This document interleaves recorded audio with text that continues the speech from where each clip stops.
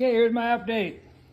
Even though these marks are lined up, the way I took it apart, I didn't like the way I started to turn it over by hand slowly, and it didn't feel like it wanted to turn. So I loosened all these bolts back off so that there's no pressure on any of these valves. And I'm going to track down a special tool that locks the crankshaft so I can get that pulley off, so I can get this cover off, so I can set this properly, and I'll probably change the water pump and the tensioner and all that good stuff in there. I got a kit here off Amazon. It comes with this water pump and a tensioner, a belt, and a whole whack of gaskets and some gasket goop and a head gasket and everything. I think it was a couple $100. So I might as well make use of this stuff and go get the puller and do it right up. And after all that's done and get it back together, I'm gonna pressure wash the snot out of this motor, make it all nice and clean, and it should be good for 500,000 kilometers. I redid the front suspension and the front end, and check out my other videos. Now I'm doing the rebuilding the top end of the motor. It still has 175 PSI compression, 170, 175. So I think this car would be good for another 200,000 kilometers now.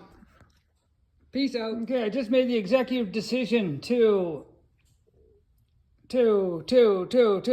I got the belt on.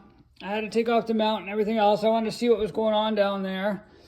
And I used my little camera there to check. Now I've got my timing marks lined up the way I took it apart here. And I believe that it didn't move on the bottom. So I had to take this tensioner off and then fiddle fuck around with a bunch of stuff, but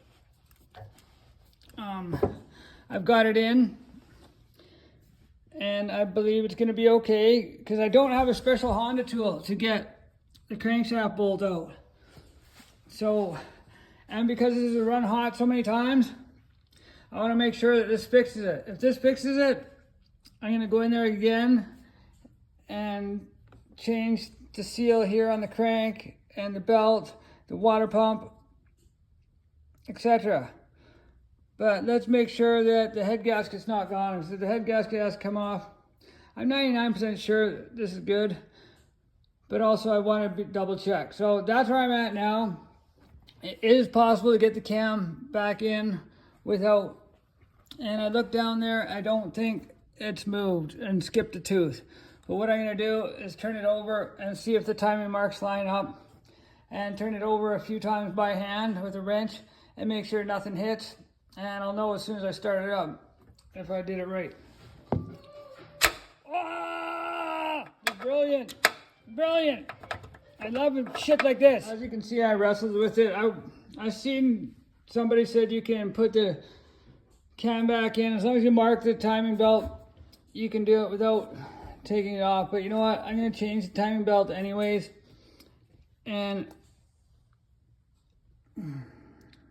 I think I'd like to see if I can get that nut off the pulley on the bottom. I'd like to see all the marks lined up anyways on the bottom. They said it can't, the timing belt can't move on the bottom, but I'd like to see it lined up before. Maybe I'll have one more go at it, but I didn't like the way that was going together. I didn't like the amount of force I had to put on it. I want it just to snap together properly without forcing anything. So that's what I'm gonna do. I'm gonna take off this reservoir, the power steering pump, flip it up there, take this mount off, and see if I can get that lower pulley off.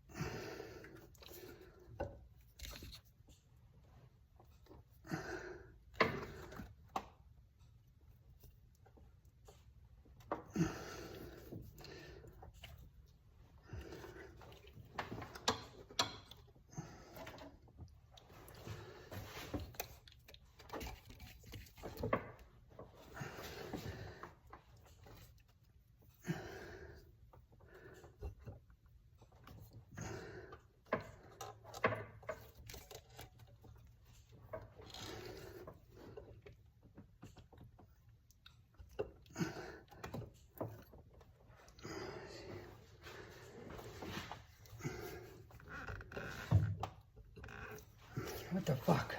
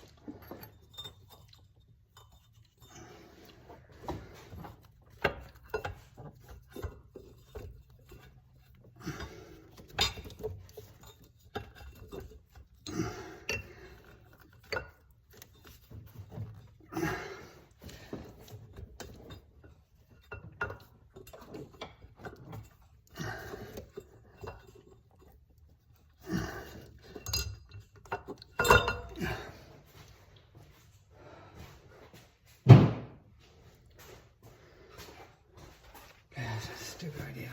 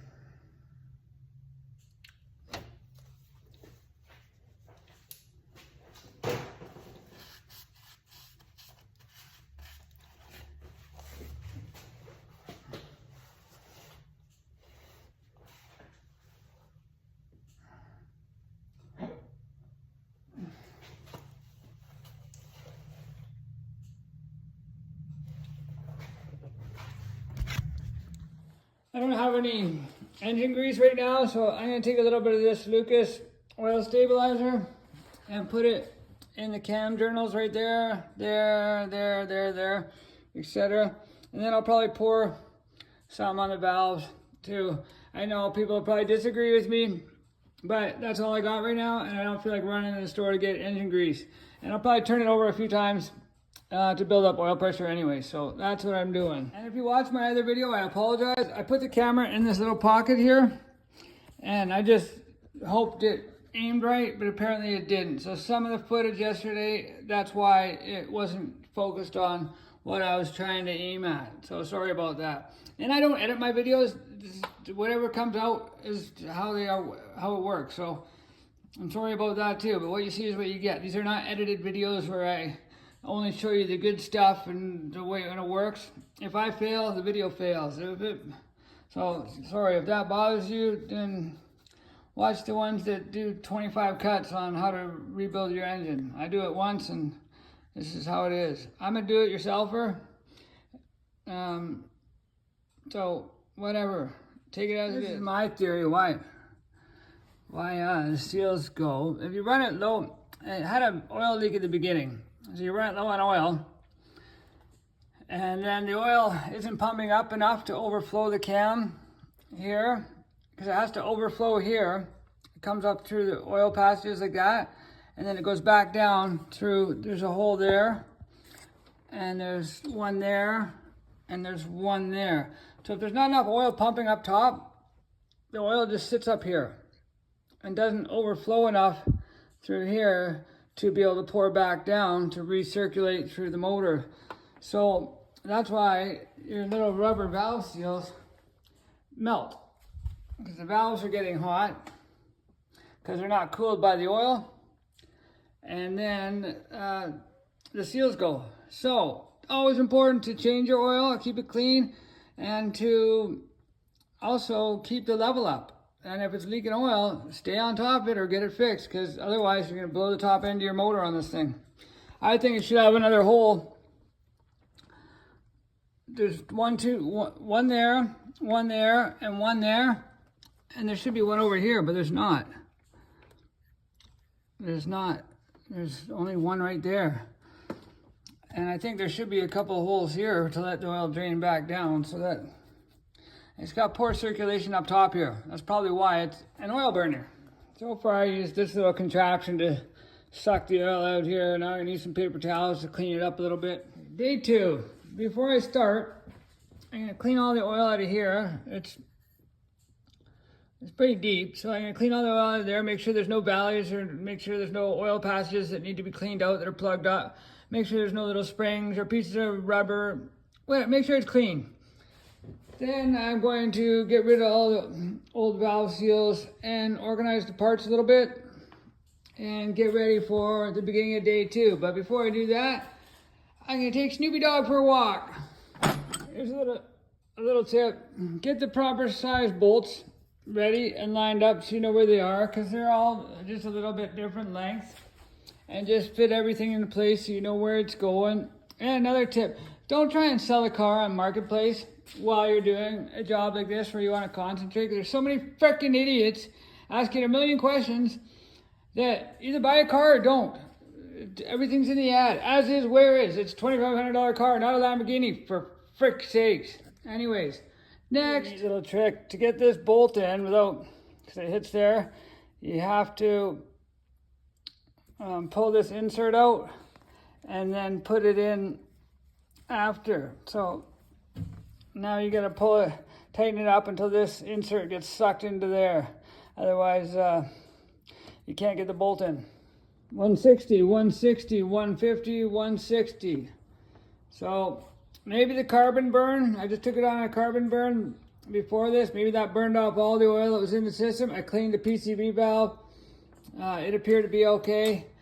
I'm going to let it sit for a while and stick a camera in the cylinder and see if I can see any oil dripping in there. I thought the compression was a little high when I did the compression test, but I did the compression test with the old valve seals on, which means oil leaked down into the cylinders to boost the compression. So I've got the new valve seals on. It still appears to be smoking on cold start, but I didn't drive it around very long. So now that it's screaming hot, I took it out for about 45 minutes and it was fairly aggressive with it. I'm gonna pop these out and do a hot compression test and see if it's any different. Yeah, I'm a little bit nervous of this. I hope it doesn't smoke anymore. Otherwise, we have to change the cylinder.